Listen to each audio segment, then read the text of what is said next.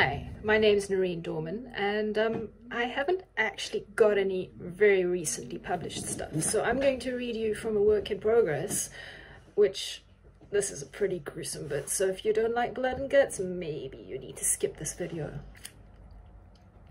I don't know who was more surprised, me or the whey-faced youth I caught sinking his fangs into the throat of the hapless merchant he'd dragged into the prerequisite gloomy alley. I'd been seeking a doorway with a ruby lantern for a particular lady of dubious moral standing, and he'd clearly been aiming for an easy meal. He let go of the fat merchant, who was still in a swoon, and I winced at the sound of flesh thunking onto cobbles. The man lolled in the filth, his eyes blank. Come sunup, he'd have a terrible headache and have no memory of how he got it, but he'd live. Who are you? The young vampire wiped at his mouth with a wrist, but only succeeded in smearing more blood across his cheek. A messy eater he was. No one you'd know, I returned, but I'm looking for someone, and since you're the first of our kind I've found in a while, I was wondering if you might be able to help me. Shadow Whisper made nary a sound as I drew her from her scabbard.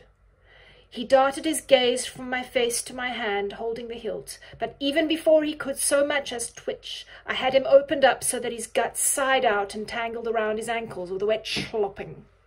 Unfortunately for him, I relieved him of his right hand in the process, but that didn't bother me none. It was not as if he'd need it after we were done talking. The scent of his blood hit me like ambrosia, the nectar of the fucking saints. Don't get me wrong, humans are delicious, but they've got nothing on other vampires, and the past half-century I'd been gadding about, I'd developed quite a taste for the latter. One good vampire can see me last a month or two without needing to chew on a mortal's neck. Which was probably why other vampires had a price on my head. Not that the hunters who found me ever got to crow about the fact after, and much like my famous sword, I was a secret discovered only once it was too late. My not-so-neatly eviscerated meal squeaked and squawked and desperately tried to cram his innards back into his belly. But missing a hand meant that was trickier than he'd hoped, and he sank to his knees, bloody tears making a mess of his pretty face. I knelt next to him, careful not to get too much of his blood on my breeches, and pulled a pale curl from where its end had got stuck in the blood of his lower lip. There's a woman, our kind, with green eyes. Where is she?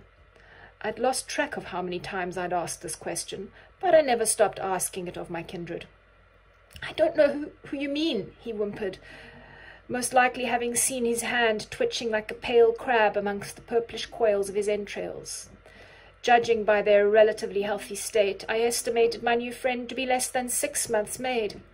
Vampires tend to become, well, best to say that the parts that aren't needed anymore atrophy. He gazed up at me, that luscious lower lip quivering. Will you help me? He pawed uselessly with his left hand at his guts, as if I hadn't been the agent of his disemboweling. Of course, I whispered, bringing my mouth to his ear, so close the little tanzanite stud in his lobe was ice against my skin. Now that would pay my board and lodgings at a fancy tenement for a decade at least. I allowed myself to smile. But first you must help me, the girl with the green eyes and the very sharp teeth. He groaned. I am not sure, but it might be the Lady Aura of the Onyx Heart. Her bloodkin, summer in Ardent for the masquerades. Will you help me?